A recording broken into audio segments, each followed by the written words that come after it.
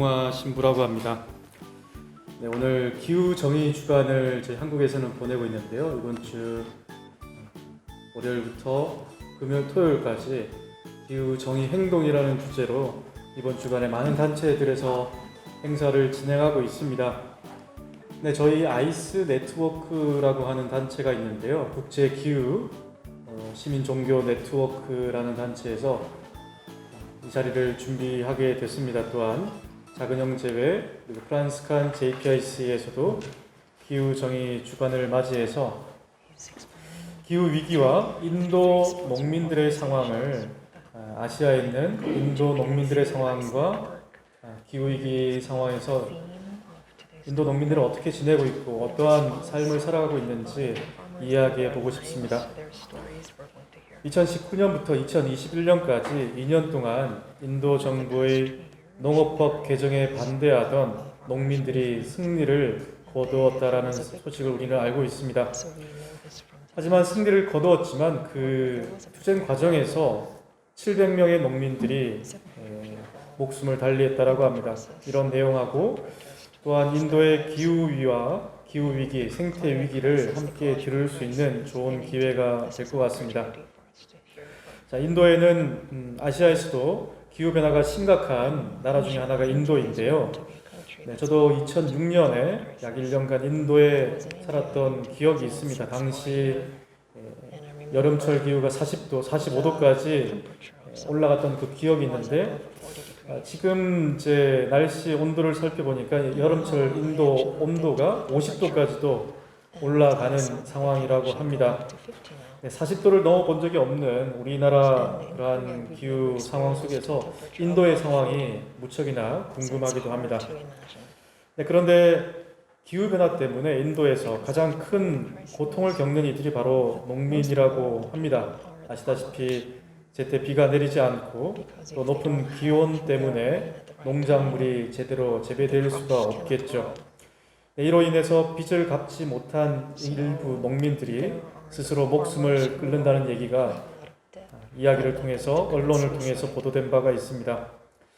이처럼 기후변화로 큰 고통을 겪는 농민들을 더더욱 곤란하게 만든 일이 발생했습니다. 바로 2019년 나렌드라 모디 정부가 농업법을 개정한 일인데요. 이에 인도 농민들이 개정된 법을 폐기할 것을 요구하면서 시작했고 2년 만에 인도 정부로부터 농업법 개정을 포기하겠다고 선언하게 됩니다. 오늘은 마침 민주노총 그리고 기후위기 비상행동 기후정의 동맹이 공동 주관한 기후정의를 위한 노동의 지구적 연대와 체제 전환 국제 포럼에 참석한 인도의 여성 운동가이자 정치 경제학자인 나부사란 싱 박사를 모시고 인도의 기후 변화와 함께 농업법 개정 반대 투쟁에 앞장섰던 농민운동, 특히 그 가운데 여성 농민운동의 역할에 대해서 이야기를 듣는 시간을 마련했습니다. 짧게 여러분들 처음 만나보시죠? 저도 처음 만나뵀습니다. 오늘 점심때 식사를 같이 했는데요. 네, 간단하게 양력을 소개시켜 드리겠습니다. 네, 나부샤란 싱 박사님께서는 오랫동안 정치운동의 활동가로서 몸담아 오셨고 현재 독립연구가이자 저술가로 활동하고 있습니다. 네, 특히 여성권, 인권과 사회적, 정치적, 문화적 운동 영역에 강점을 갖고 있으며 현재 인도의 농업 위기 그리고 이 위기에서 무토지 농민과 여성과 관련한 활동을 펼쳐내고 있습니다. 네, 그리고 또한 경제학, 정치경제학을 전공하셨고 정치학은 또 박사학위를 받으셨습니다. 네, 또한 연구와 저술 영역, 특히 농업위기, 시민권, 성폭력, 달리트라고 하는 불가촉 천민 여성들의 권리와 노동권, 대중적 폭력에 대한 배상 등 여러 다양한 영역에서 활동하고 저술하고 계십니다. 또한 연구 활동을 사회 정의와 권리 운동 분야에 대한 헌신과 연관시켜서 인도의 학술, 문화, 예술, 문화, 대중운동과 민주적 영역에서 다양한 대중들과 함께 만나고 있습니다. And what happens 네, in 모두 connection 잘 with the 들리시나요? connection between them? 줌으로 온라인으로 참여하시는 Can 분, you hear me 네, now? 그 스피커보다는 네, 이어폰을 착용하시면 잡음 없이 잘 들릴 수 있겠습니다. 네, 여기까지 간단하게 양력을 소개시켜 드렸고 어제 행사에서 약 15분 정도, 20분 채 안 되는 발음만 하시고 인도로 다시 가시기에는 너무나 시간이 아깝기 때문에 저희 단체에서 마인드라 나루사란 싱 우리 선생님을 모시고 이 시간을 마련하게 됐습니다.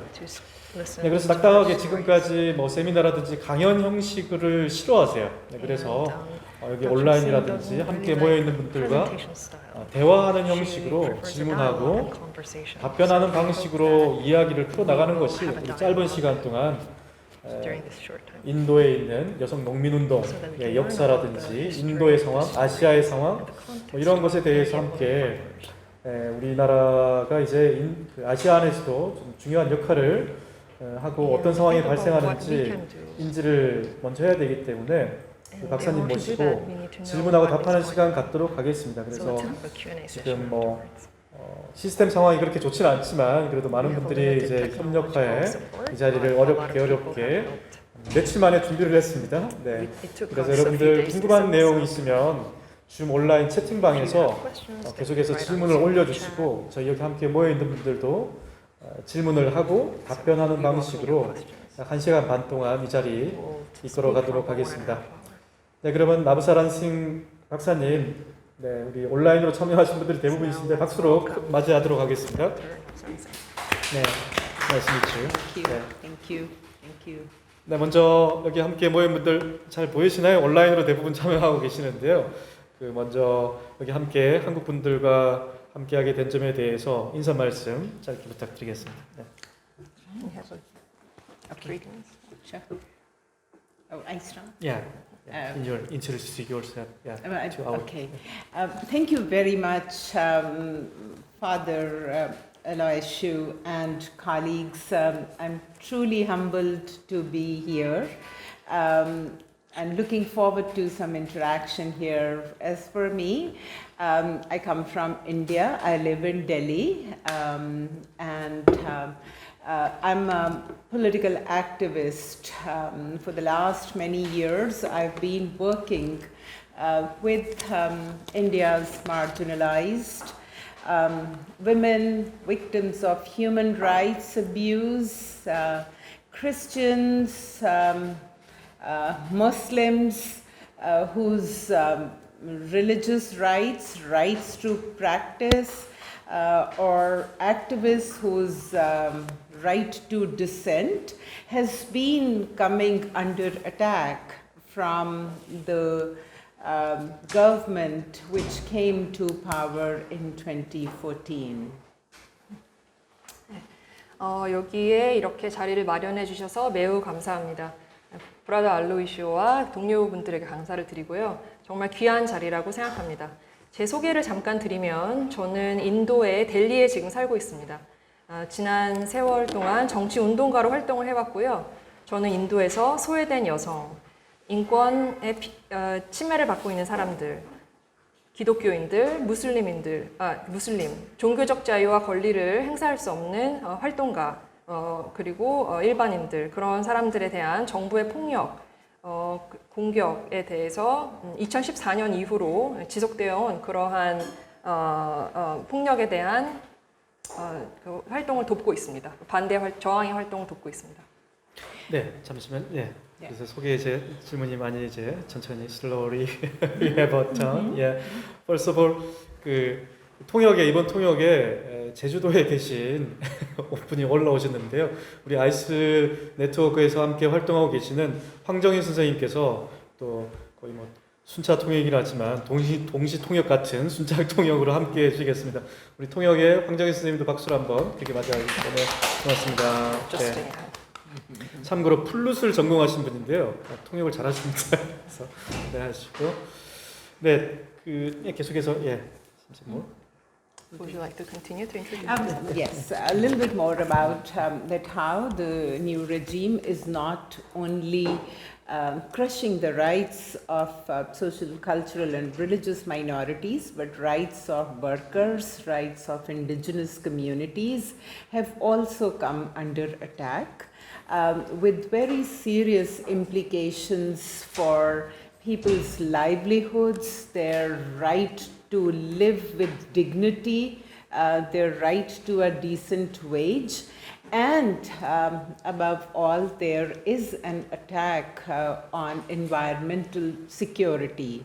The lands, resource, water, forest, mountains are being privatized to be left to corporate giants to plunder. So extractive activities in the areas which are indigenous people's areas of living have come under attack because the mining corporations are reaching there. They are being given a free hand to plunder. So this has also come under our purview, and India's civil society, India's human rights activists, India's trade unions, climate justice activists are all raising these questions but are being met with repression.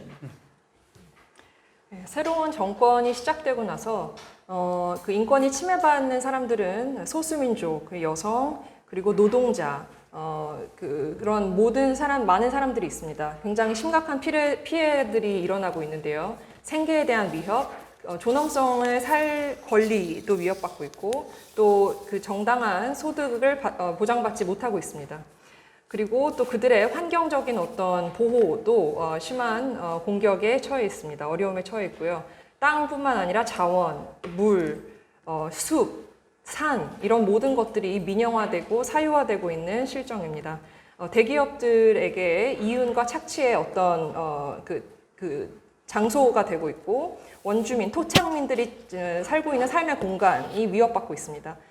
특히 광산 기업들이 어떤 권한이나 동의 없이 마음대로 와서 착취를 하는 일들이 벌어지고 있고, 여기에 대해서 그 비영리 단체들, 그리고 인권 활동가, 노조, 그리고 기후정의 활동가들이 함께 모여서 이것에 대해서 질문을 하고 있습니다. 이러한 억압에 대한. 네, 먼저 제가 이제 간단한 질문부터 시작을 했어야 되는데 벌써 본론으로 들어간 것 같습니다. 그래서 먼저 한국의 첫 인상이라든지 식사를 같이 했는데요. 네.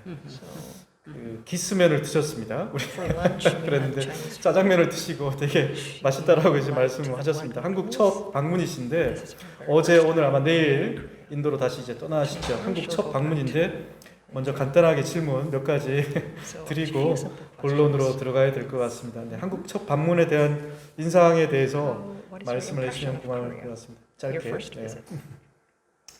It's a beautiful country.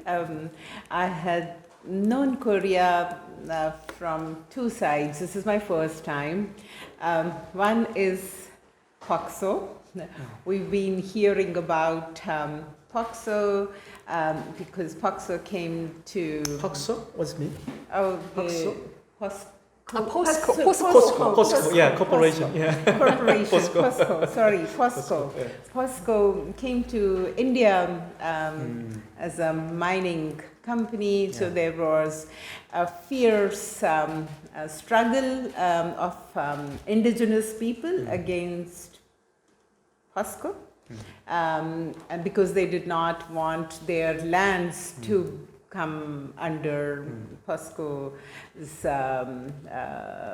bauxite mining that they had been given contracts. So that's when Korea began to surface in Indian media, and we were concerned. The second introduction to Korea for me is the story of Comfort Women. In my work on sexual violence, especially mass sexual violence against women at the time of conflict, Korean women's example, the comfort women standing up and coming out of the realm of shame to be standing up, saying that it was torture, it was sexual slavery. They led a movement. They inspired the world movement of women for their rights against sexual slavery, against sexual violence. And Korean women, comfort women, remain my hero, and many like me in India look up to them and the generation that came after them, who's reclaiming their legacy very high. So I'm really delighted to be here and get an opportunity to see firsthand the statue of the comfort woman at the door and take a picture, which I'm going to take back and which is going to be a treasure for me. 네, 저 한국에 대해서 이해하는 게 이제 두 가지의 어떤 그 이야기가 있는데요. 하나는 이제 포스코 기업을 통해서 알고 있습니다. 한국 그 포스코 광산 기업이 그 원주민들이 소유하고 있는 원주민들이 살고 있는 땅에 광산 개발 허가를 얻은 것에 반대하는 그런 움직임이 있는데요. 그런 강한 저항을 통해서 포스코라는 기업을 통해서 한국이 언론에 등장하기 시작했고, 그래서 한국을 알고 있습니다. 그리고 다른 경로는 위안부 할머니들의 저항에 대한 이야기를 알고 있습니다. 아까 이제 점심 먹기 했을 때 잠깐 말씀해 주셨었는데요. 1947년에 인도가 독립이 되면서 분리가 됐을 때 일어났었던 어떤 수많은 갈등의 하나가 성적 폭력이 굉장히 심했고, 그게 굉장히 대규모로 일어났었는데요. 그것에 대한 어떤 추모라든지 그런 목소리가 없습니다. 하지만 한국 여성들은 그런 어떤 수치심을 극복하고 거기에 대해서 이제 목소리를 내야 된다. 그것은 torture 뭐죠? torture. 고문이었다. 그것은 그 성적 노예였다라고 이렇게 말을 할 수 있고, 그러한 것들이 전 세계 여성들한테 많은 영감을 주었습니다. 그래서 그 위안부 할머니들은 저에게 개인적으로 영웅이기도 하고 인도의 많은 여성들에게 그런 영감의 이야기를 전달해주고 있습니다. 여기 오늘 프란치스코 교육관 앞에서 그 위안부 기념하는 동상을 봤는데요. 저는 그 사진을 찍었고, 그리고 이렇게 제가 그렇게 알고 있는 한국을 직접 이렇게 와서 만나고 직접 보게 되어서 영광입니다. 그 사진을 저는 저의 기념품으로 저의 고국에 가지고 갈 것 같습니다. 네, 이제 정동교육기관 앞에 있는 소녀상, 저 한번 생각을 못 해봤는데 의자가 무슨 뜻이냐고 물어봤어요. 그래서 제가 답변을 못했습니다. 두 가지 의미가 있다라고 저도 이번에 알게 됐는데요. 네, 먼저 한국에 대한 인상, 그리고 개인적인 질문인데요. 우리 나부사란싱 박사님께서 그 인도하면 먼저 우리가 카스트 제도를 또 떠올릴 수가 있는 것이죠. 그 가운데서도 불가촉 천민이라는 이렇게 위계질서적 계급적 그러한 단계가 있습니다. 달리트라고 하는, 여기에 대해서도 연구를 많이 해오셨다라고 이야기를 들었는데요. 박사님께서는 왜 다른 여러 분야 가운데서 어떤 계기로 농민 문제, 특히 농민 문제에 관심을 가지고 지금까지 활동하고 계시는지 개인적인 질문 하나 드리고 싶습니다.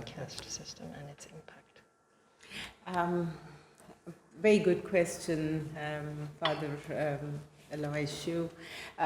Caste system is a festering wound on India's body politic. It is, the caste system is driven from Hindu religion. There is caste hierarchy, and lowest in that hierarchy are Dalits, the so-called untouchables. And despite the promises of equality in Indian Constitution, despite the promises of affirmative action, despite the Constitution promising equal citizenship to all citizens, including Dalits, Dalits continue to face social ostracism. They continue to face discrimination in job market, in land distribution, in housing, in everyday interaction. Discrimination continues. Discrimination is the norm rather than an aberration. So this is a biggest challenge for India, which is claiming to be going forward, modernizing. India has modernized in many ways. We see universities, dams, big roads, and everything else, modern infrastructure. But when it comes to personal relationship, there is no intermingling of castes as yet. We hear examples almost every day of if a Dalit boy tries to have a consensual relationship with a non-Dalit girl, there are mobs attacking, killing not only the Dalit young man but his entire family. Very recently, not even a month ago, a little Dalit boy, 13-year-old, in school, drank a glass of water from a pitcher which the school teacher thought was reserved for upper caste people without saying. The little boy dared to drink water from there. The school teacher beat him up so badly that after 3 or 4 days of hospitalization, the little boy died. 그게 있나? 그 좋은 질문 감사합니다. 그 카스트 계급 제도는 인도가 이렇게 몸이라면 썩어가고 있는 어떤 상처에 비유할 수 있을 것 같습니다. 힌두교에서 그 근원이 있고요. 그 카스트 제도는 계급으로 위계 질서가 있는 계급으로 나뉘어져 있는데 가장 낮은 계급을 소위 말하는 불가촉 천민이라고 부르고 달릿이라고 합니다. 그 헌법에 명시한 어떤 모든 시민의 동등한 권리를 보장하는 그 문구들이 있지만 그럼에도 불구하고 달릿은 그 사회적인 어떤 억압을 계속해서 받고 있습니다. 모든 면에서 차별을 받는데요. 직업을 구할 때, 아니면은 토지를 구매할 때, 아니면 뭐 집에 대한 거주지, 아니면 일상의 모든 면에서 그런 차별들이 지속화되고 있습니다. 그래서 그런 차별이 굉장히 정상화되고 일반화되어 있기 때문에 어떤 것을 일반적이지 않은 게 아니라 굉장히 일반적으로 이렇게 습관화된 것이 현실입니다. 인도가 가지고 있는 가장 큰 도전 과제라고 생각하는데요. 인도는 최근에 현대화되었죠. 산업화되고, 그리고 그 과정에서 대학교도 많이 건설되고, 댐도 건설되고, 현대 건축물들도 굉장히 많이 생겼습니다. 그런 식으로 많은 발전을 했지만 개인적인 관계, 인간관계에 있어서는 카스트와 카스트 간에 그 어떤 소통도 없다고 볼 수 있습니다. 거의 매일 이러한 뉴스에서 접할 수 있는데요. 최근에 그러니까 서로 카스트가 다른 사람들이 이렇게 사랑을 하게 될 때, 그 관계를 맺게 될 때, 이제 그게 이제 어떤 폭력으로 그 달릿의 그 남자만 공격을 받는 게 아니라 그 사람의 가족 전체가 다 폭력의 어떤 희생이 되는, 피해를 받는 그런 일이 있습니다. 불과 채 한 달도 전에 13살의 어떤 달릿 남자 그 학생이 학교에서 선생님이 이제 그 어퍼클래스한테만 마실 수 있는 그 주전자를 물을 담아놨는데 이 소년이 그걸 모르고 물을 마셨다고 합니다. 그래서 그걸 체벌을 하기 위해서 선생님이 아이를 이제 많이 때렸는데요. 결국에 3, 4일 뒤에 입원을 했고 끝내는 목숨을 잃었습니다. 네, 너무 길게 이제 하니까 좀 힘드실 것 같은데 통역하시는 분도 그렇고 그래서 중간중간 끊어서 하시면 좋을 것 같습니다. 네. 제가 그 2006년 인도에 있을 때도 저희 수도원의 수사님들도 신부님들도 브라만 계급에 있고 달립 계급이 있어요. 몰랐는데 이게 미묘한 갈등 관계가 있더라고요. 그러니까 수도원 안에 힌두교 문화 안에서 계속 남아 있는 것 같습니다. 네, 계속 그 농민 운동에 대해서 조금 더 질문을 드리고 싶은데요. 인도의 농민 인구는 지금 어느 정도 몇 퍼센트 정도 되는지 좀 궁금한데요. India is predominantly agriculture. There are 452 million workers in India, if we see the number of people who are gainfully employed. 55% of these workers are farmers.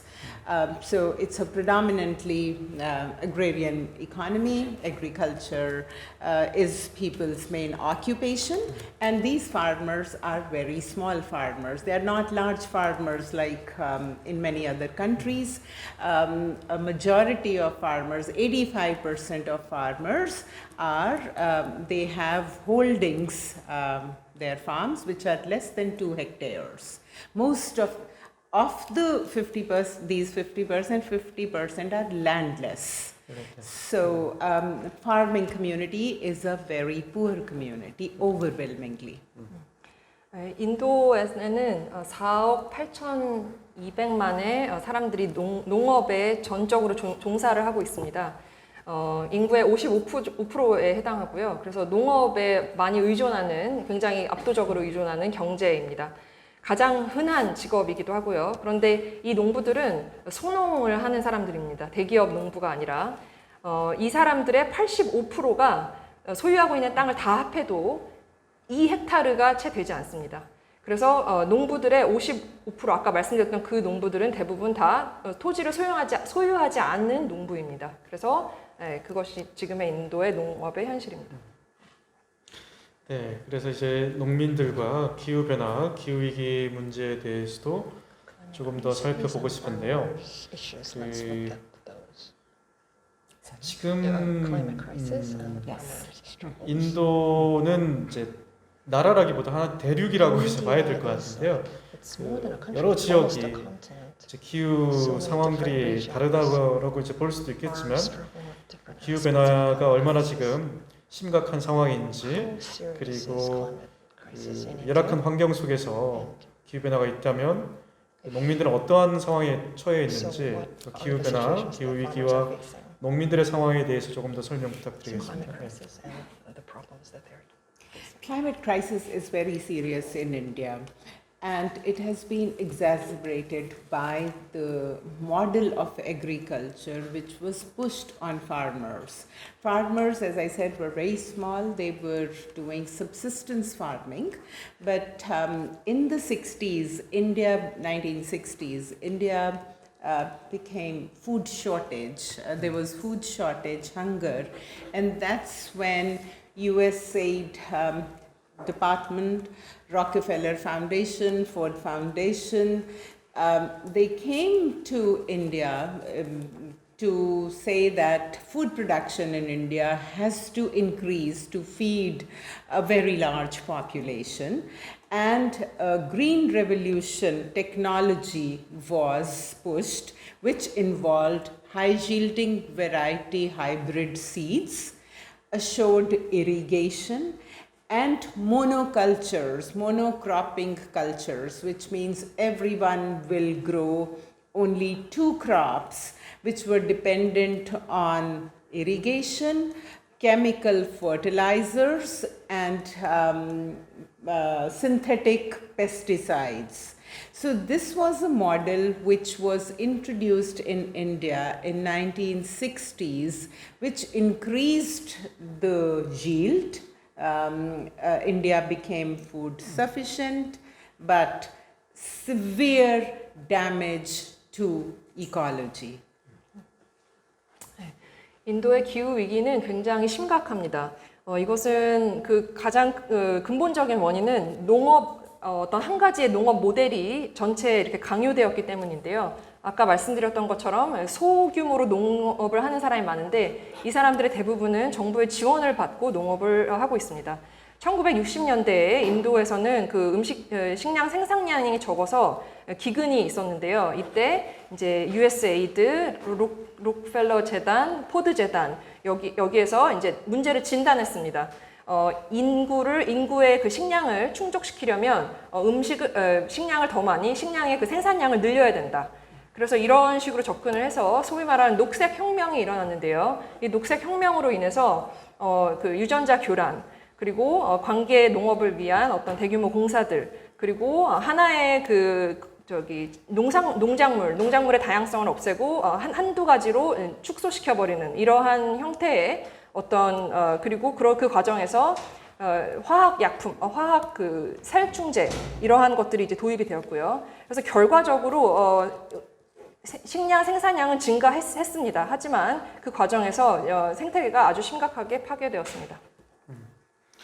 네, 계속해서 농민들은 이제 그러한 이제 소농이고 그리고 식량 생산은 늘어났지만 여러 가지 환경적으로도 안 좋은 상황에 처해졌는데요. 그 직접적인 그 생산을 하고 있는 농민들 상황에 대해서 조금 더 설명을 부탁드리겠습니다. 네. Everyone is producing food. The areas under Green Revolution, which are producing food for market, are using the same technological package. There are the very, very small farmers who are only producing for their self-consumption, are still producing local varieties, which are climatically sustainable, but a large tract of farming land is now under new technologies, which has led to 4 things. The water table has gone so down that there is acute water shortage not only in the villages but also in the cities. The soil has become in certain places alkaline and other places acidic. There are dust storms which have become so normal now that there are blinding dust storms happening because there is also deforestation. And the 4th thing and most serious is its consequence on health. Because of chemical fertilizers, because of synthetic pesticides used in crops, rural communities and also urban communities, health has deteriorated, and more of the working classes who do not have means to purchase better foods. 그래서 그 식량의 식량이 굉장히 큰 문제인데요. 대부분의 농부들은 이 그린 레볼루션, 이 녹색 혁명으로 짜여진 이 시스템 안에서 농업에 종사하고 있습니다. 그러니까 그 마켓에 팔아야 되는 그런 이윤을 남기기 위한 농사를 하고 있는데요. 그들은 이런 어떤 기술적 패키지 안에서 이제 하고 있고, 그리고 자기가 먹을 거를 자급자족할 수 있는 그런 농부들도 있지만 극소수입니다. 이분들은 그 실제로 여전히 그 다양한 농작물을 그리고 기후 위기에 지속 가능한 그러한 농업 방식으로 하고 있지만 아주 극소수입니다. 대부분들은 다 그렇지 않고 있고요. 그래서 4가지의 피해가 발생하고 있습니다. 4가지를 정리해 보면, 하나는 심각한 물 부족입니다. 이것은 단순히 시골에만 일어나는 게 아니라 도시에도 같이 일어나고 있습니다. 물의 양이 점점 줄어서 그 물이 아주 물 부족이 있고요. 그리고 흙이 어떤 지역은 아주 심하게 산성화가 되고 어떤 지역은 반대로 알칼라인 그 반대가 됩니다. 그렇기 때문에 흙의 질이 떨어지고 있고요. 3번째는 먼지가 폭풍처럼 일어나는 상황입니다. 숲이 황폐화되면서 이러한 것들이 더 심각하고 일반화되는 추세입니다. 그리고 4번째, 가장 중요한 문제는 이러한 문제들로 인해서 사람들의 건강이 굉장히 위협받고 있습니다. 그 살충제라든지 화학약품이라든지 유전자 조작이라든지 이러한 것들로 인해서 도시에 있는 사람들, 시골에 있는 사람들 뭐 말할 것도 없이 피해를 받고 있고요. 특히 노동자 계급이 많은 영향을 받고 있습니다. 왜냐하면 더 좋은 질의 음식을 살 수 있는 형편이 못 되기 때문입니다. 네, 뭐 많이 계시겠지만 제가 질문 하나만 더 드리고 오늘 온라인으로 참여하시는 분들, 또 여기 함께 모이신 분들 질문 하나 궁금하신 거 있으면 하나 참여하신 분들 받고 함께 계속 진행해 나가도록 하겠습니다. 오늘 이 자리에서 가장 저도 그렇고 여기 함께 모이신 분들도 인도 농민 운동 승리를 했다라는 소식을 알고 계신 분들이 있을 겁니다. 네, 우리나라 같은 경우에는 FTA라든지 계속해서 수입산 농산물을 이제 들여오고 있는 상황인데요. 그 2019년도 나렌드라 모디 정부의 농업법을 개정하려고 했던 그 계약이라고 할 수 있는 그 주요 그 내용이 무엇인지, 어떤 내용이었길래 인도 농민들이 그렇게 트랙터를 타고 거리로 나오고 또 700명 이상 싸우면서 돌아가시면서까지 이 법을 막으려고 했던 그 모힌드라 모디 정부의 농업법이 무엇인지 간략히 설명 부탁드리겠습니다. The three farm bills, the first one was, very briefly because there's a history of the farm bills, made the buying and selling of crops in the farm outputs liberalized. The second bill was about right to contractors to do contract farming with small farmers, but the terms of contract were all set against the farmers. And the third bill was regarding essential commodities. India has an act that food grains cannot be hoarded. Food grains to ensure food security of country's people. There is an act protecting people against profiteering people, traders to hoard, and this third bill actually diluted the essential food comes under essential commodities, and they diluted the Essential Commodities Act. In a nutshell, the three bills were to liberalize agriculture to the extent that farmers, and very rightly so, read it as a death knell of small farmer farming. The whole package was designed to make small farming completely unsustainable for farmers and to push farmers to leave their land to corporates and become perennial casual labor in the cities.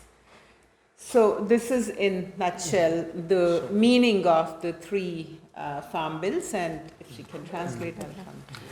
네, 그 세 가지의 농업법은 사실 뭐 어떤 역사들이 있지만 그 역사적 맥락은 조금 생략하고 짧게 설명드리겠습니다. 첫 번째는 작물을 사고 팔 수 있는 권리를 그 자유화했고요, 민영화했습니다. 그리고 두 번째는 소농이랑 계약을 하는 조건들을 모두 소농업을 하는 종사하는 사람들에게 불리한 조건으로 바꾸는 것에 대한 것이었고요. 그리고 세 번째는 필수 상품법이라 그래서 지금까지는 그 어떤 곡물에 대한 농부들이 곡물을 소유하고 할 수 있는 그런 권한을 보호하는, 왜냐하면 곡물은 필수 상품이기 때문에 그렇게 해서 보호하는 법이 있었는데 이것을 이렇게 폐지하는 쪽으로 가는 그러한 내용을 담은 것이었습니다. 그래서 한마디로 이야기하자면 농업이라는 그 산업 자체를 자유화하고 민영화하고, 이것들은 결국에는 소규모로 농업에 종사하는 사람들한테는 사형 선고와 마찬가지였습니다. 지속 가능한 농업을 완전하게 파괴하고, 그리고 자신이 소유한 토지를 기업에게 양도하고 도시로 가서 일자리를 새롭게 찾아야 되는 어떤 그러한 신세로 내몰리는 처지였습니다. 네, 짧은 질문인데요. 이런 농업법 세 가지 패키지가 나왔는데 몇 개 주에서 지역적으로 투쟁을 한 것인지 아니면 전체 인도에 있는 대부분의 주에서 얼마나 많은 사람들이 함께 이 법에 저항을 했는지. It was a very large rebellion, not even a protest. It was a rebellion. And in the first week when the farmers started to come to Delhi, over 3 million farmers came to Delhi. Now, these farmers were from the neighboring provinces. India, as you know, is very is spread out country, so there were most people who stayed on the protest on the borders of Delhi were from the neighboring states, North Indian states. But the movement had spread to many other parts of the country. So they had local protests in Tamil Nadu, in Andhra Pradesh, in Kerala, in Maharashtra, and also in the northeast. Karnataka. And Karnataka, also Madhya Pradesh. But not all farmers from these far-flung areas came to stay at the borders. They kept coming in groups, but held protests in their own states. So it was a very large protest, and I must add, almost 50% of the protesters were women, who endured and the protest lasted for 13 long months when farmers stayed at the Delhi borders under open sky, and women were a large part. 굉장히 큰 규모의 변혁이라고 할 수 있을 것 같습니다. 단순한 어떤 저항을 훨씬 넘어서는 그런 대규모였고요. 처음에 델리에 농부들이 모였을 때는 300만 명의 농부들이 모였습니다. 물론 이분들은 주변에 가까이 있는 인근에서 모이긴 했습니다. 여러분도 아시다시피 인도는 굉장히 넓게 인구가 분포한 나라인데요. 주로 이제 그 상시적으로 캠프가 설치되었던 데는 델리 가장자리의 어떤 그 국경 그 도의 그 시의 그 보더였지만 그 운동 자체는 전역에서 일어났습니다. 지역적으로 뭐 타밀나두, 뭐 케랄라, 뭐 마하라슈트라, 카르나타카 등등 굉장한 많은 지역에서 물론 이 베이스 캠프에 오는 사람들은 그룹으로 왔다 갔다 했지만 그리고 보통은 이제 델리 주변에 있는 그 농부들이 상시적으로 참여하긴 했지만 전역적으로 일어날 수 있었던 운동이었다고 볼 수 있고요. 제가 되게 중요하게 강조하고 싶은 거는 이분들의 50%가 여성이었습니다.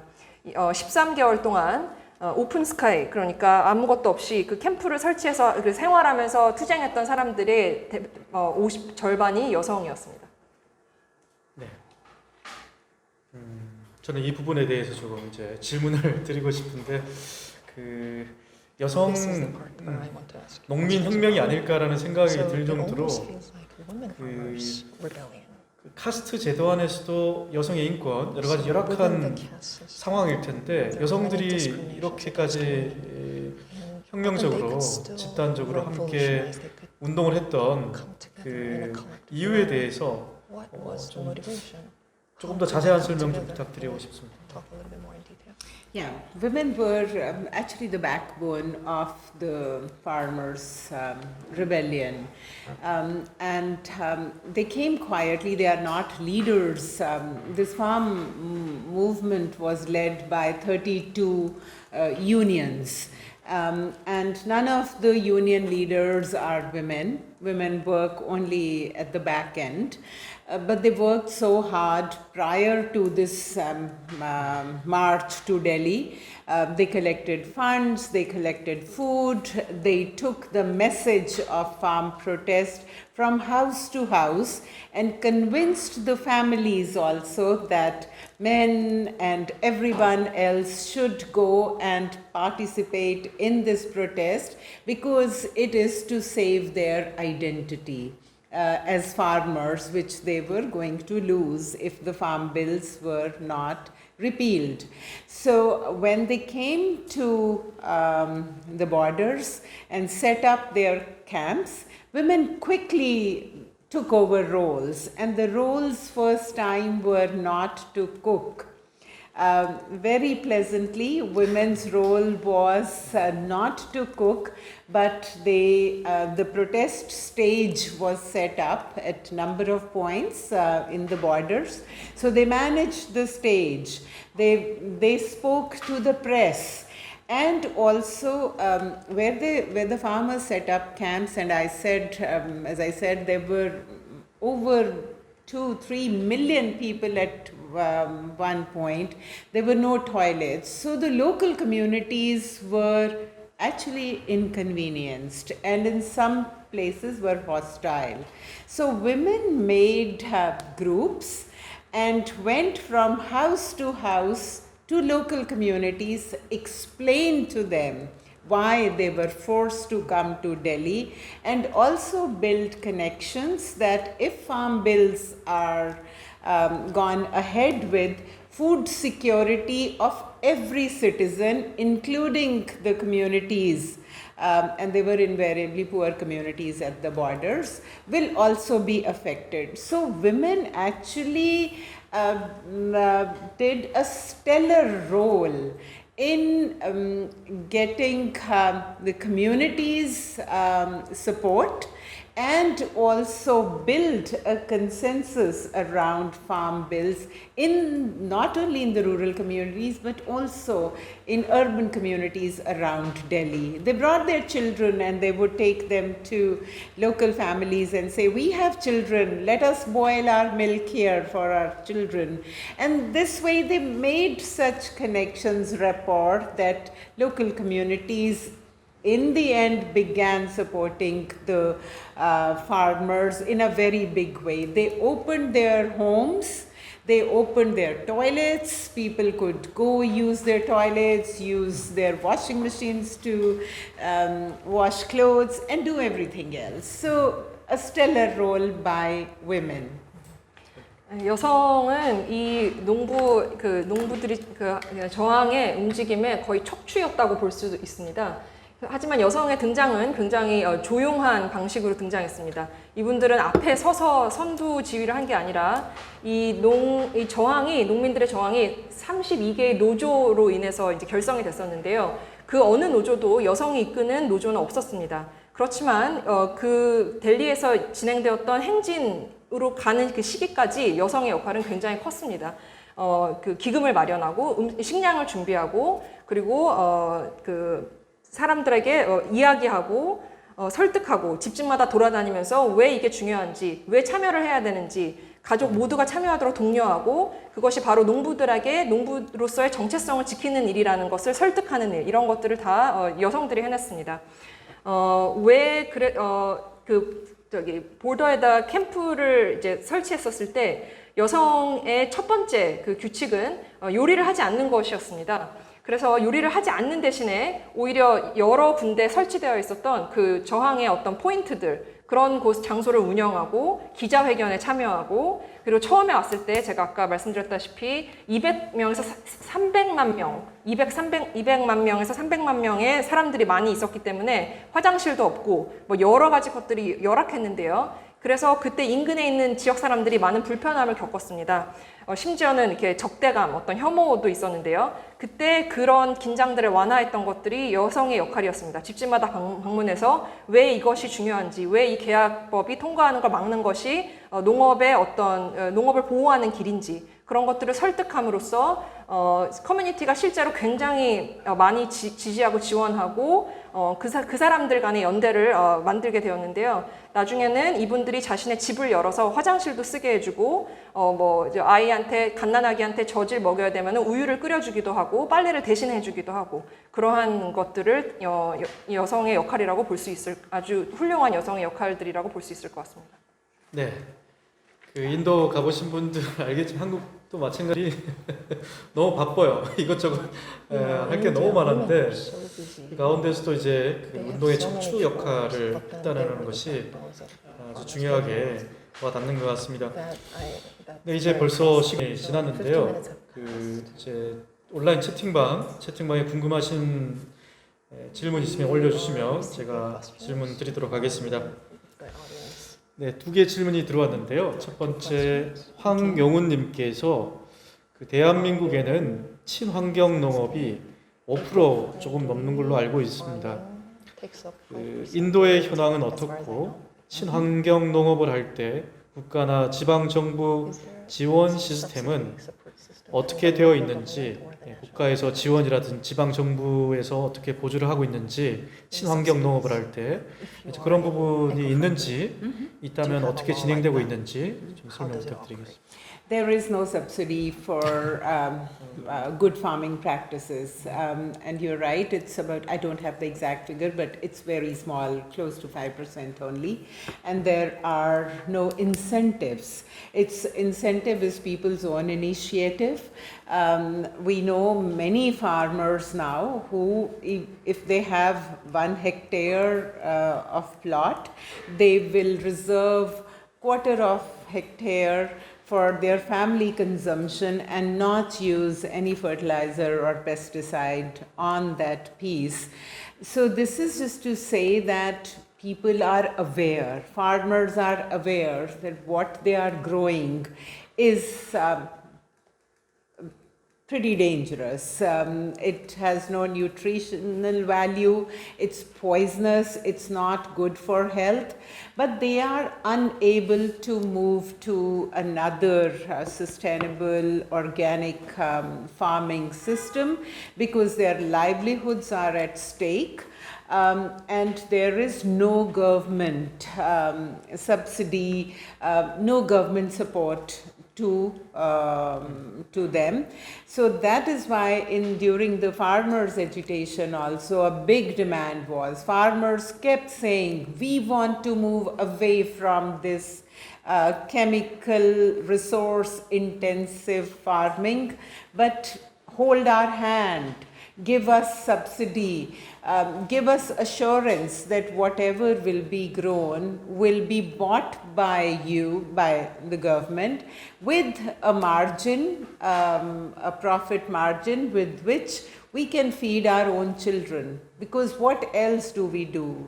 So the farmers kept raising this demand time and again, that they are in so much crisis because of the fertilizer prices are so high, chemicals are so expensive, water is expensive, but what they grow is market fluctuations are such that they are left with nothing. That is why so many farmers are indebted, and that is why 350,000 farmers have committed suicide in 15 years, from the year 2000 to year 2015, and the figures are so high that Government of India stopped publishing the data. But the farm unions know that people are in crisis, they are killing themselves, but they need government support, which is not coming. 친환경 농법에 대한 지원은 전혀 없습니다.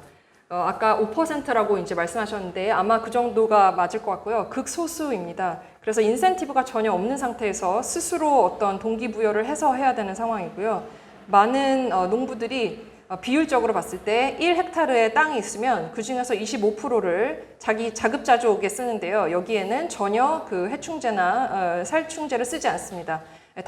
다르게 말하면 농부들도 잘 알고 있습니다. 본인들이 작물을 생산하는 방식이 얼마나 위험한지, 얼마나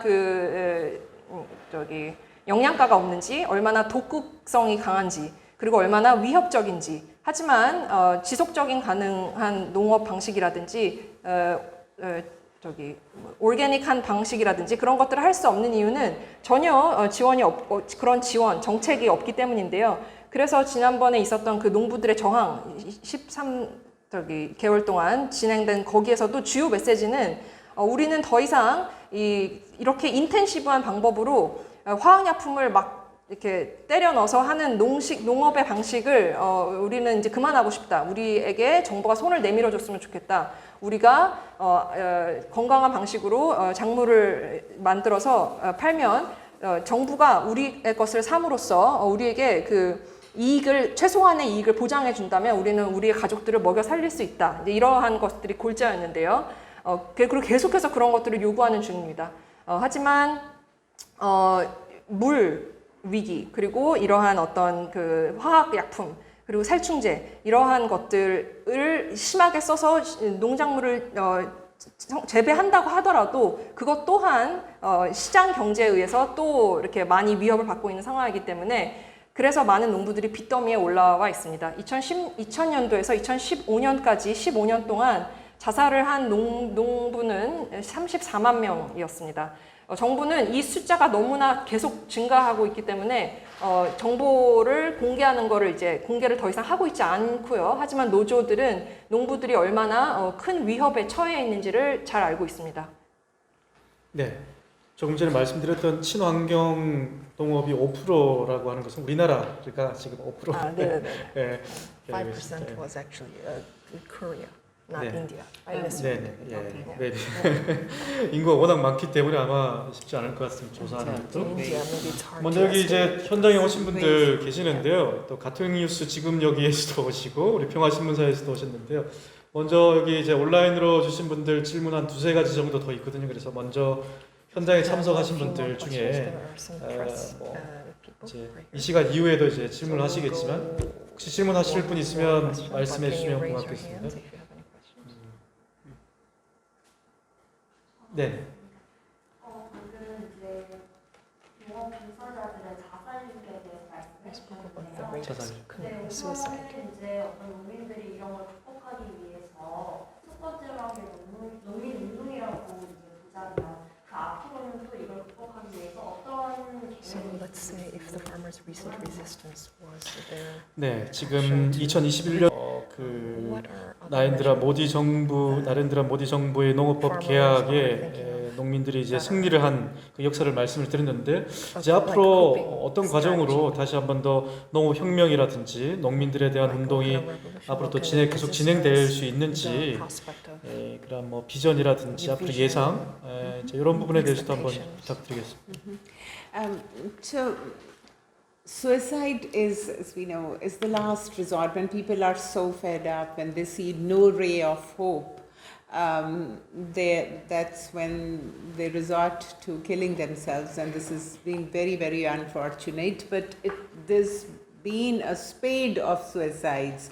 So one day at the farm protest was dedicated to the families of suicide victims, and basically survivors are the women, because men commit suicide. Women said they can't even kill themselves because they have to put food on the table for their children.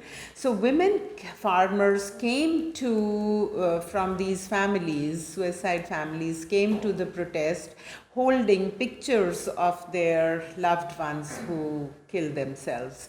And at one point they were asked to raise the pictures, and when it's an iconic picture which you would see on the internet also many times. When they raised the pictures high, it was like a sea of corpses rising. They were so, and some women held two pictures also, son and husband and father-in-law, or whatever relatives. So there are families with multiple suicides also. So this is the kind of hopelessness that Indian farmer has been pushed to. This farm rebellion was a ray of hope, not only for India,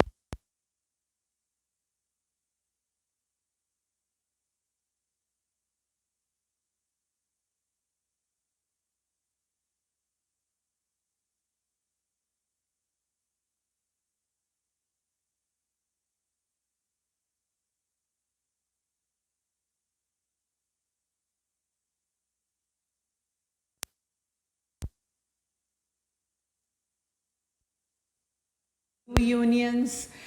There are women now who are very mobilized, and youth, which was leaving farming, is once again interested in reclaiming the identity of farmer. So these are some of the things which the farmers as a larger community are doing.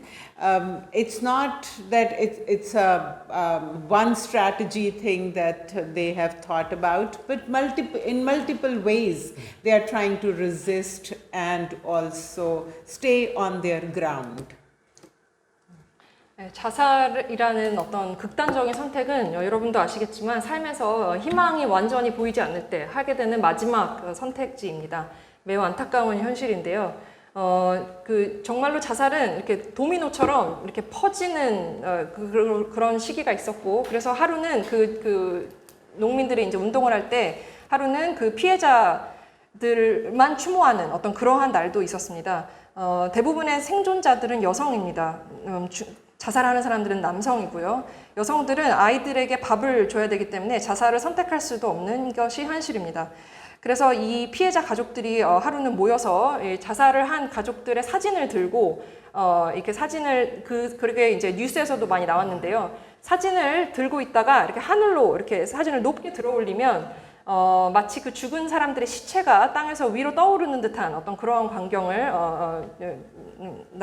그런 광경이 있었습니다. 어떤 사람들은 사진을 한 개를 들어올리는 게 아니라 아들을 잃었는데 남편도 죽은 경우, 아니면 자기의 장모님 시아버지가 죽은 경우 해서 여러 개의 사진을 든 사람도 있었고요. 얼마나 희망이 없는가, 그 절망에 대한 절박함을 보여주는 이야기라고 생각합니다.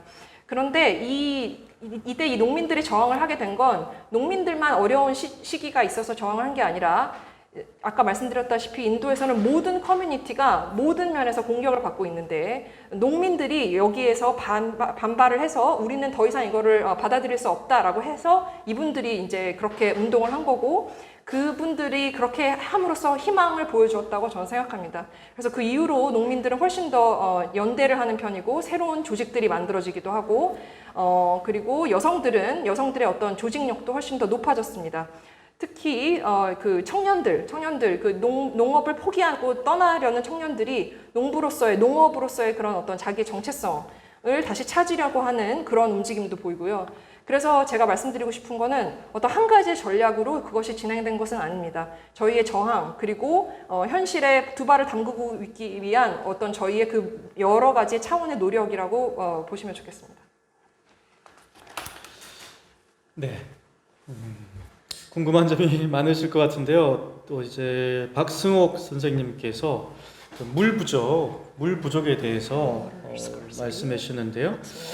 그 물 부족 현상에 대응해서 이제 벼농사를 할 경우 인도 농민들도 그 물을 절반 이하로 투입하는 벼 강화 농법을 도입했다라고 이제 이야기를 하죠. 벼의 질과 수확량을 높이는 SRI라고 하는 SRI라고 하는 도입했다라고 이제 들으셨다고 합니다. 실제로 얼마나 그 벼 농사를 이제 물을 줄여가지고 농법을 하는 얼마나 보급되어 있는지, 그리고 그 벼 농사를 할 때 어떤 농법이든지 기계화가 많이 보급되어 있는지, 아니면 그냥 옛날 방식으로 하고 있는지, 벼농사는 어떻게 진행하고 있는지 설명을 부탁드리겠습니다.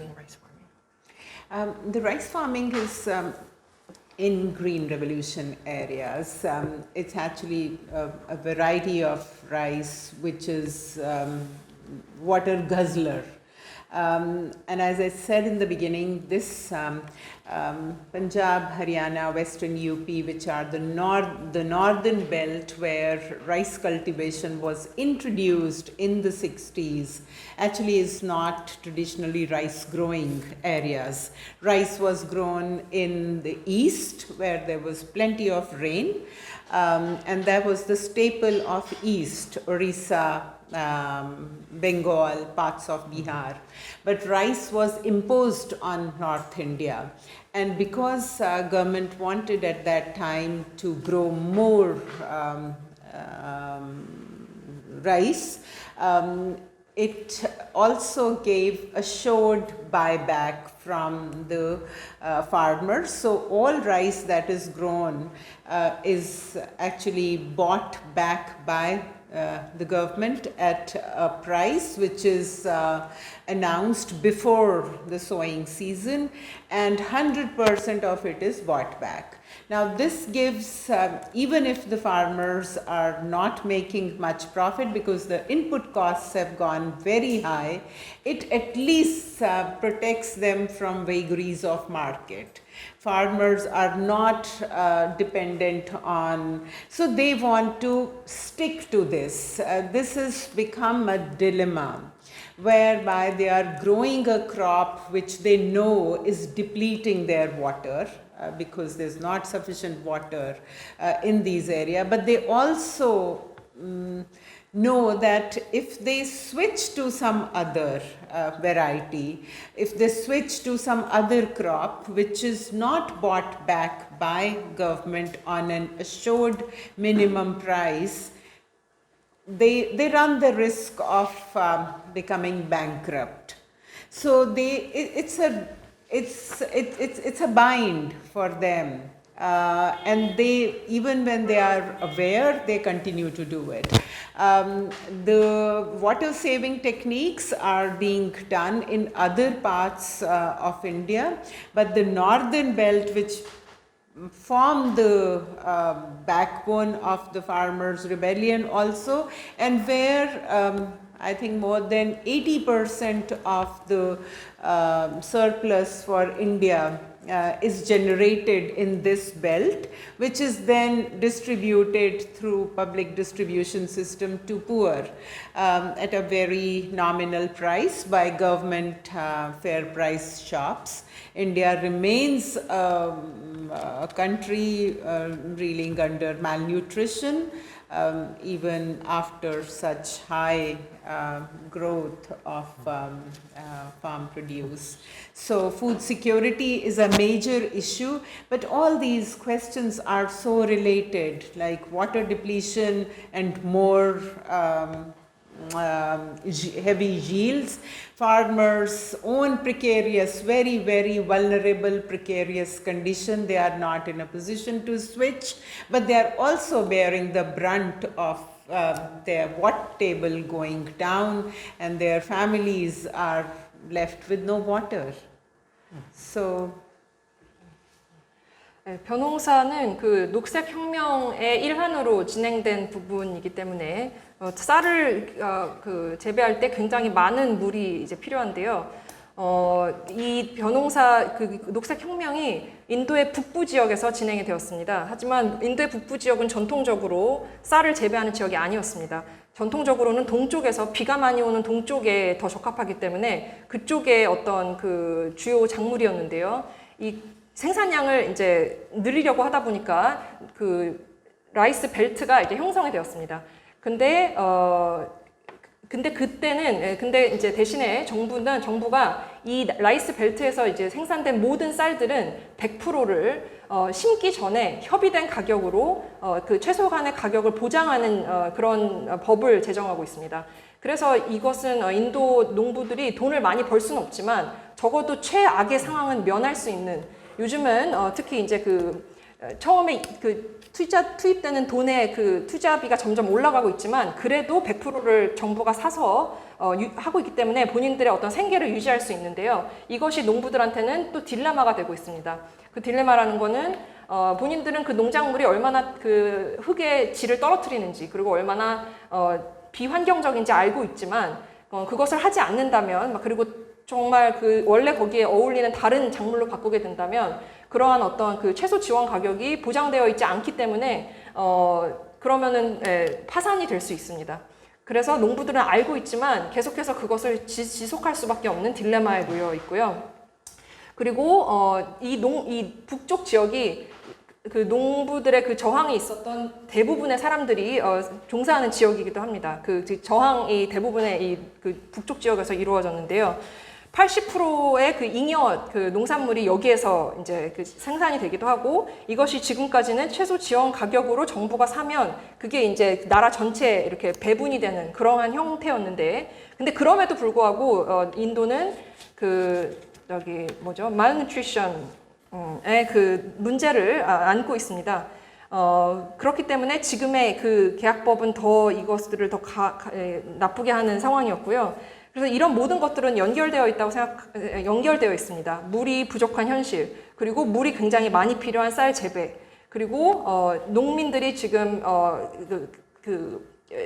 생계와 관련해서 맞닥뜨린 그런 어떤 여러 가지 중첩된 문제들 이런 것들이 그래서 결과적으로 자기들이 생계를 위해서 쓸 수 있는 물이 부족한 것들이 복합적입니다. 네, 그 설명해 주실 내용이 많지만 짧게 malnutrition 영양 결핍이라는 네네네 맞아 생각이 안 나죠. 제가 알았던 건 아니고 이제 누가 전해왔습니다. 처음 알았네요. 네. 아신 분 계세요 혹시? 저만 모르고 있었던 것 같은데. 네, 그 조금 전에 농민운동 이제 혁명할 때 이제 여성분들이 그 음식을 하지 않고 연대와 소통에 힘쓴 부분이 아주 인상적이라는 그 황용원 선생님 이제 말씀을 해주셨고 그 음식을 하지 않겠다라는 그 여성들의 원칙이 아주 중요했던 것 같다 하나의 의견을 말씀해 주셨습니다. 그리고 또 하나 질문이 들어왔는데요. 김은희 님께서 여성들의 의미 있는 역할에 대해서 말씀해 주신 내용 아주 인상적으로 잘 들었습니다. 네, 그럼에도 혹시 여성들의 정치적인 대표성이나 의사결정 과정에서 참여할 수 있는 어떠한 주장이나 논의가 있었는지도 궁금하다고 합니다. 그 과정 안에서 여성들이 참여해서 의견을 표출하고 주장을 할 수 있는 그러한 그 논의의 장이 있었는지 궁금하다는. Women participated in farmers' protest in very big numbers, but they continued to be politically marginalized. At the farmers' protest, the farmer leaders, male leaders, when they saw so many women, because their presence could be seen with their colored veils, it was everywhere. This was the color of the protest. So they marked one day as Women Farmers Day, and all the protest stages on that day were conducted. Women farmers spoke and they talked about everything. And then 8th March, International Women's Day, was also marked at the protest, and that day it was probably the biggest International Women's Day on planet Earth, because there were more than 80,000 women in one enclosure who marked this day. On that day, women actually repeated their resolve to be in the forefront, but also, as the question asked, is they also address the farm leaders, saying that they have always come forward, not only in this protest, but in earlier protests also. Right through the post-independence movement, many farm struggles have happened and women have always been there. But once the struggle is over, they are sent back to the domestic sphere, and not public sphere is denied to them. And they said, but this time they are not going to go back, and also said that farm leadership is on their watch, and they're going to watch it out that they are not suppressed again. But as we know, India, as in most other places, there is very entrenched patriarchy, and that's also that's a reality. So women try, yet odds are stacked against them. And even after this protest, we see more women now in public sphere. But if we see women's political representation and in the elections that happened right after the protest movement, they were not given as many seats as there is. Not parties did not give political parties, that is not even 1/3 seats. No, they were not given. Women wanted to contest but not. So women continue to be very poorly represented in the parliament. Although, as we know, India's President of India is now a woman, not only a woman, she is a tribal woman. So representation, yes, symbolic representation is given, but substantive women still are very, very far from getting substantive equality. 그 여성의 역할은 굉장히 컸지만 현실은 정치적으로는 소외되어 있는 게 현실입니다. 여성의 그 참여가 너무나 높았기 때문에 사실 그때 이제 여성들은 베일 그 스카프를 두르고 있기 때문에 그 색채가 굉장히 화려했는데요. 여성들의 그 참여를 상징적으로 이제 볼 수 있었다는 이야기이기도 합니다. 남성 리더들이 여성의 참여가 굉장히 높았기 때문에 Women's Farmers Day, 여성의 농민의 날을 심지어는 정해서 그날은 하루 종일 여성이 주도하고 여성이 발언하고 여성의 모든 문제를 같이 의논하고 하는 그러한 자리를 만들기도 했습니다. 3월 8일 세계 여성의 날에는 아마 전 지구의 역사상 가장 큰 여성들의 어떤 행진이 있었을 것 같은데요. 무려 8만 명이 되는 여성이 함께 모여서 자신들의 어떤 그 대변, 정치적인 권리, 그리고 자신들이 앞에 선두에 서는 것이 허용될 것을 요구했습니다. 하지만 항상 그렇듯이, 그리고 이분들이 이제 이야기하는 거는 우리는 지금만, 처음으로 우리가 지금 이번에 참여하는 게 아니다. 인도가 독립을 이룬 이후 여러 번 농민들의 어떤 투쟁이 있었는데 그때마다 우리는 계속 해왔고, 그리고 이번에는 투쟁이 끝나도 더 이상 집으로 돌아가서 다시 요리를 하는 그런 역할만 하지는 않을 것이다 라고 이야기를 했습니다.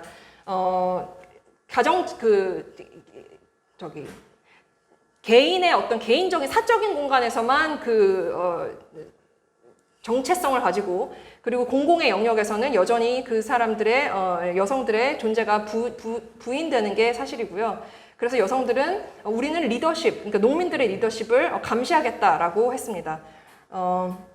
그리고 인도도 그렇고 다른 많은 국가들도 그렇지만 굉장히 심하게 내면화되어 있는 가부장제가 문제이고 현실입니다.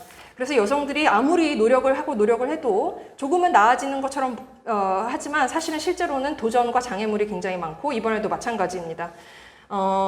이번에 최근에 이제 그 저항이 있고 나서 있었던 선거에서도 마찬가지였습니다.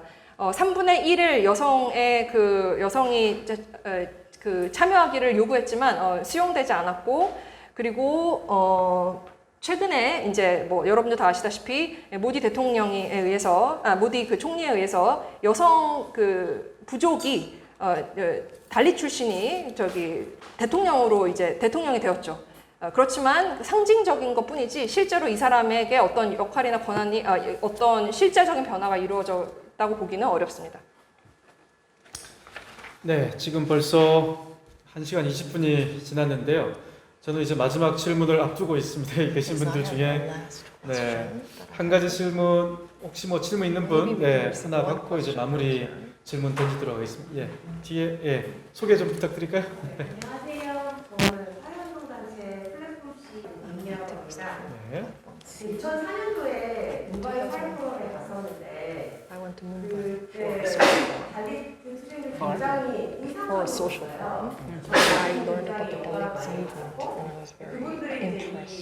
위대한 투쟁의 주축이었다는 얘기 들으니까 And when I hear that they were actually the main agents for this farmers' resistance, I am very thankful for their fight. In 2003, I went, 그 뒤에 and then 저는 afterwards, 세계적인 연대의 어떤 a global level of solidarity against capitalism, I have come to realize that's actually very important. But then afterwards, there's just as the scale of that maybe has become smaller, shrank. So the forum that I experienced back then, so I'm wondering if the forum like that, do you think it was effective? Do you think it was impactful? The forum I think that she attended, like that kind of impact, do you think it's long lasting? 14 years later, what legacy do we have? And TNC's 어떤 운영, 어떤 체계로 이렇게 여성 노동자들, 여성 공무 노동자들이 노동조합에 속해서 투쟁하게 how are 되는 women's 반갑습니다. joining the union, like against TNC?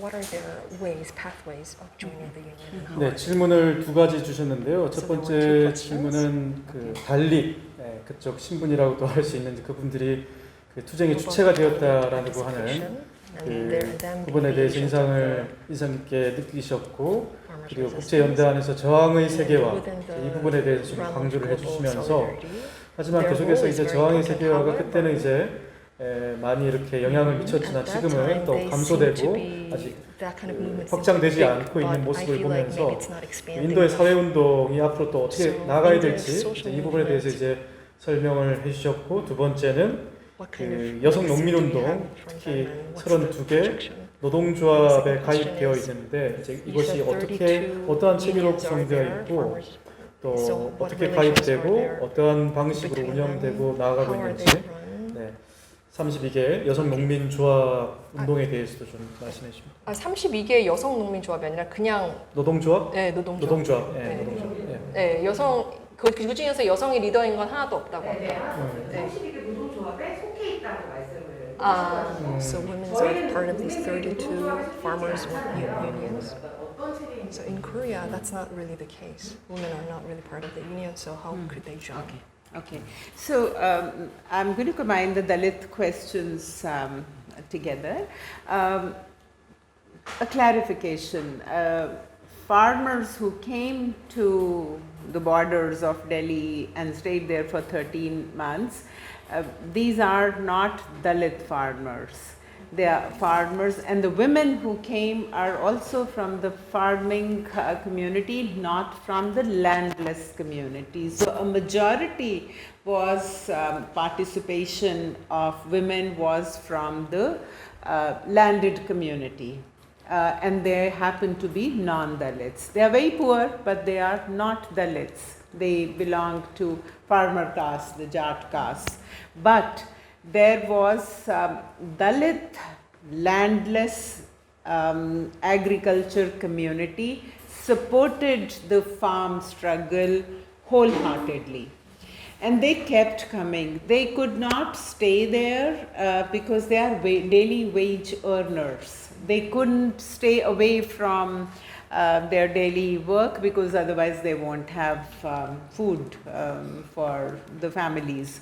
So they supported on the grounds of that food security of everyone matters. It was a difficult and it still remains a difficult point in relationship. In the villages, because Dalits are workers and farmers are employer of these workers on their farms, there is a contradiction. There is Dalit workers want more wages, farmers want to give them less wages. They oppress them socially also. Dalit homes are outside the village, etc., etc. That kind of social distancing is there. But in the farm struggle, actually there was, farmers admitted to it. They said we have not been fair to our Dalit agriculture communities. They are also farmers, but landless farmers. They are never given the status of farmers also. They are called labor. Similarly, women also came in support of farmer struggle.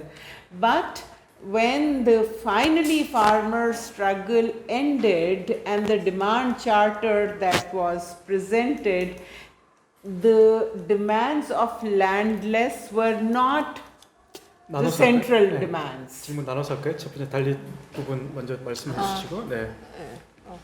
네, 제가 약간 좀 같이 대답을 네, 드리려고 하는데요. 먼저 조금 다시 정정할 부분이 있습니다.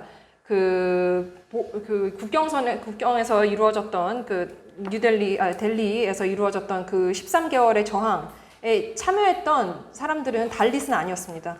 여성 농민들이긴 했지만 농민 캐스트에 속하는 땅이 있는 사람들이 대부분이었고 달릿은 없었습니다.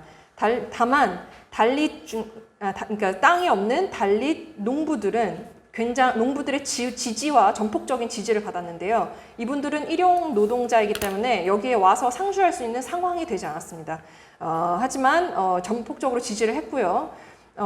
그렇지만 그 식량에 관해서 이 사람들의 입장과 이 사람들의 관계에는 어떤 갈등, 미묘한 어떤 그러한 모순들이 있습니다. 어쨌든 이 사람들은 같은 마을에서 살고 있고 이 농부 캐스트에 속하는 사람들은 고용주이고 달릿은 일용직 노동자입니다. 그래서 농부들은 임금을 깎으려고 하고 노동자들은 더 많은 임금을 받고 싶어 하죠. 그래서 사회적으로 억압이 있고 그리고 거주 지역에 한해서도 달릿은 그 마을 지역에 가장자리 밖에서 살아야 된다는 어떤 그런 사회적인 거리에 대한 차별도 있습니다. 그런데 중요한 건 이번에 그 농민들의 저항에서 농부들이 인정을 했다는 겁니다. 달릿들도 농부이다. 이 사람들은 다만 땅을 소유하지 않은 농부지만 농부의 정체성을 갖지 못한 농부임을 인정했고 여성들도 마찬가지입니다. 네, 그렇게 하고 second So, question. yeah, the second question about so Dalit labor and farmers is a new space to be watched. There are a number of questions. The question about 32 unions and their organizations, yes, there are separate unions with differences. Most of them are left-wing unions, but with their own differences, and they are active in different pockets also. But during this agitation, they formed a coalition, which was a united farmers' front. And for 13 months at the borders, a few months before and till now, they continue to operate as one platform, largely because of the pressure from below. They would not probably have stayed together had there been no pressure from the ground, which meant that they had to stay together. People had hopes from the unions, so that's how they. So there were subcommittees and an organizational structure appeared, which was quite complex, but it was solid, so solid that for 13 months they hung together. Women are part of unions.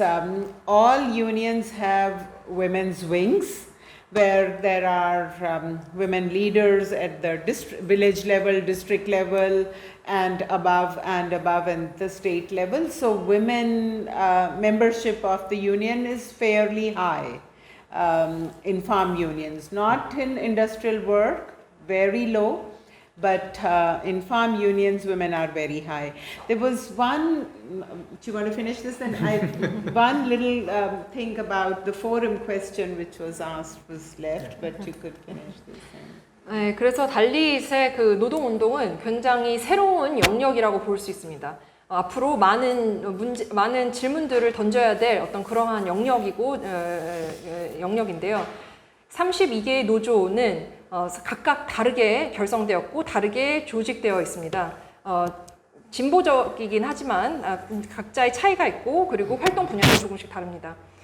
그런데 중요한 건 지난 그 저항을 통해서 하나의 연대체, United Farmers Front라는 연대체가 결성되었다는 거고 이것은 13개월 동안 있었던 저항이 있기 전부터 그리고 지금까지 하나의 동일된 플랫폼으로 목소리를 내왔습니다. 그런데 이게 하나의 플랫폼으로 계속 유지될 수 있었던 데는 아래서 밑에서부터의 그런 풀뿌리 조직의 요구가 계속해서 있었기 때문입니다. 이 사람들의 기대, 이 사람들의 압력, 이 사람들의 희망 이런 것들이 있었기 때문에 어떤 커미티, 조직회를 운영한다든지 이런 것들이 꽤나 복잡하지만 꽤나 견고하게 운영되었다고 말씀드릴 수 있습니다. 그리고 여성들 이 각각의 각각의 그 노조에서 여성 그 지부가 따로 이렇게 다 만들어져 있고 그리고 구역 그러니까 뭐 마을별 아니면 뭐 지역별 그리고 뭐 국가별로 이렇게 여성을 대표하는 단위도 다 정해져 있습니다. 이것은 공업화된 공업 지역에서는 거의 볼 수 없는 여성의 높은 참여라고 볼 수 있고요. 농업에서 특히 훨씬 더 여성의 노조 참여율이 높습니다. 네, 여기까지 질문을 받고 이제 시간이 벌써 다 된 것 같습니다. 질문 하나 더 하시겠다고. 아까 그 네, 뭐, 하나 더 질문. Do you want to add your answer? Just a few lines on your question. Dalits are mobilized. Dalits have a voice. They are assertive, and global forums where they are invited to speak, it always strengthens the movement. But Dalit movement has also seen a setback in the last few years, where the present government, although it says that they are very pro-Dalit, as they say they are very pro-poor, but the policies are anti-Dalit. They are very upper caste, patriarchal, and racist.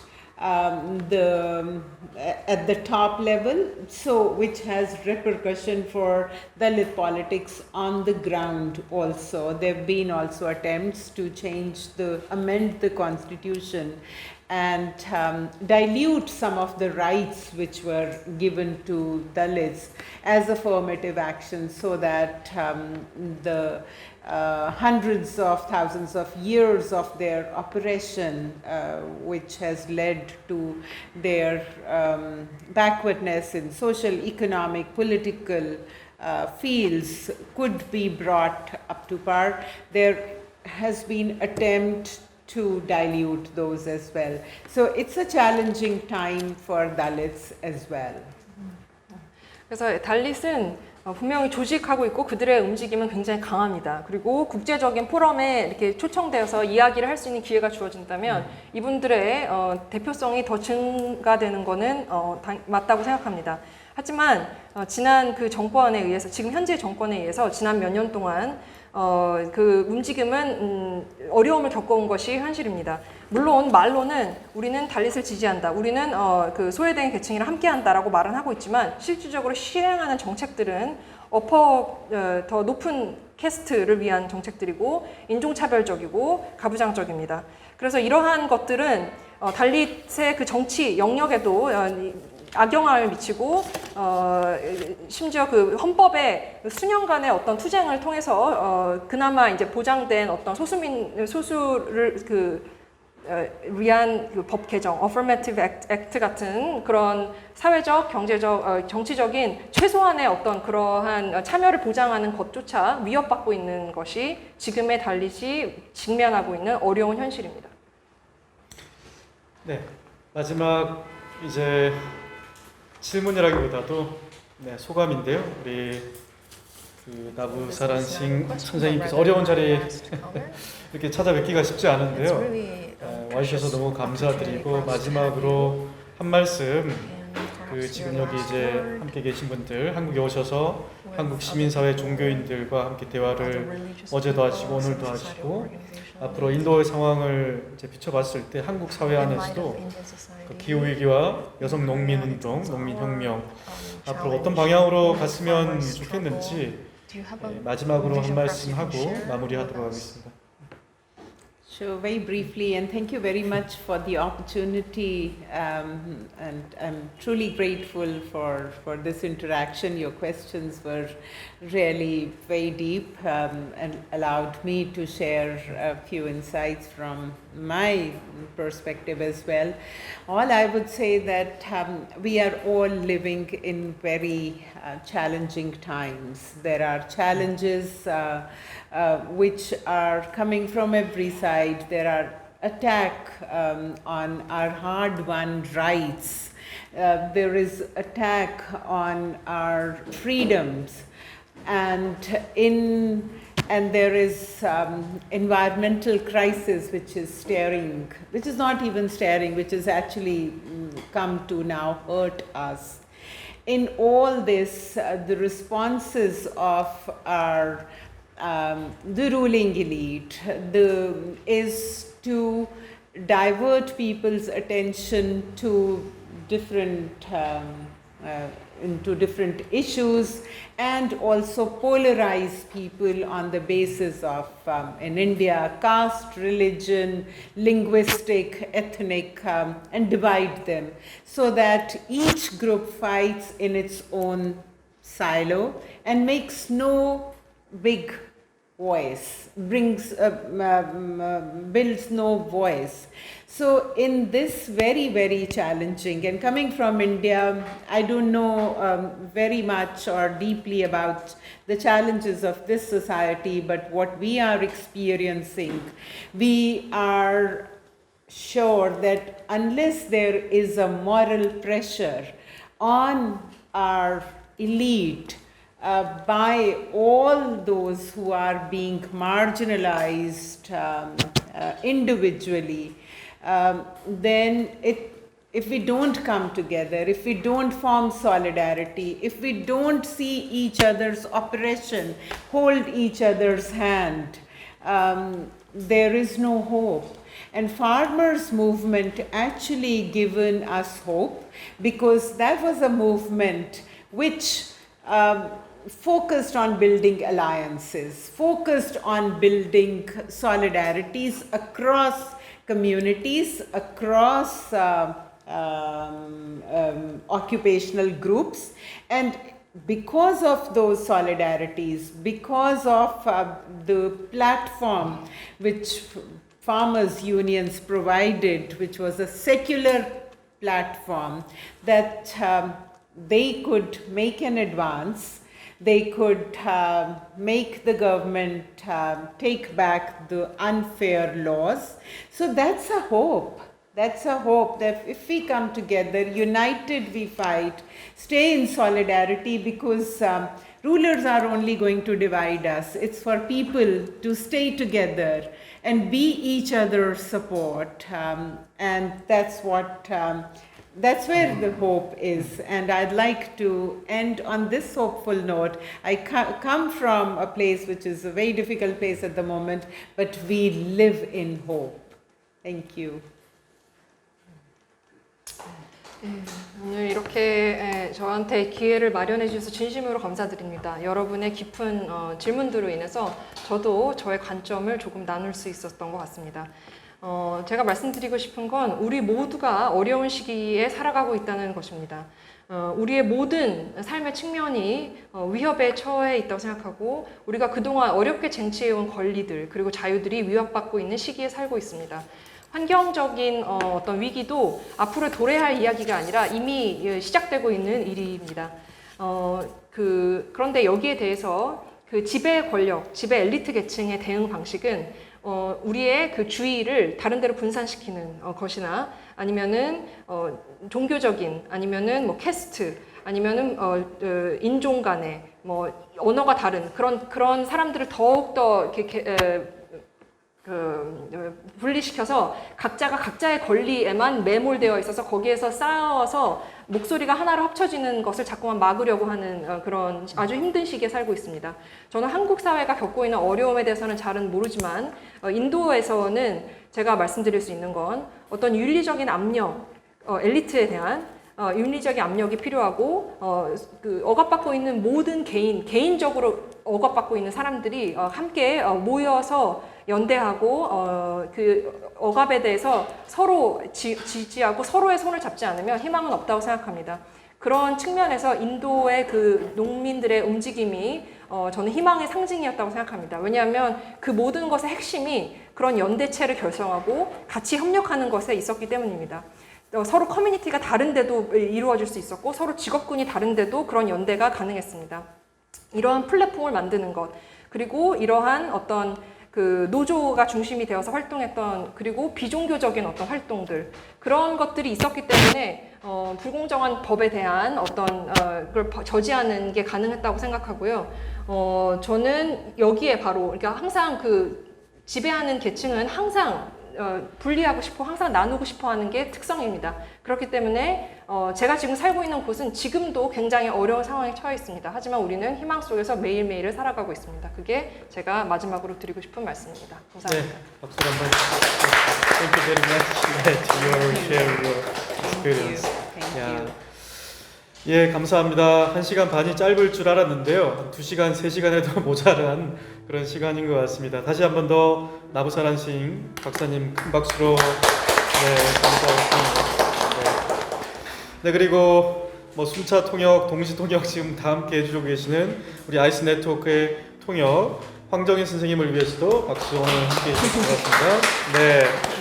그리고 이제 집안에서 오늘 나오셨는데요. 시스템, 장비, 줌이라든지 여러 가지 장비를 준비해 주신 이영철 선생님, 민정희 선생님 박수 한번 부탁드리겠습니다. 반갑습니다. 네. 그리고 가셨네요. 이제 간식은 푸른아시아에서 준비했는데요. 간식은 푸른아시아에서 준비했습니다.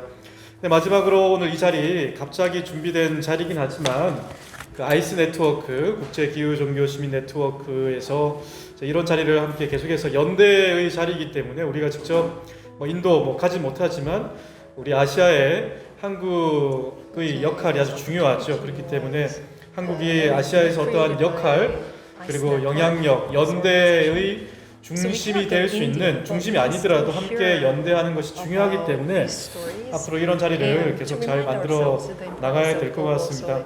네, 다시 한 번 더 감사드리고 다음에 또 인사드리도록 하겠습니다. 그리고 내일 모레 9월 24일 날 기후 정의 행진에 또 많은 참여 부탁드리겠습니다. 네, 고맙습니다. 네. Thank you. Thank you.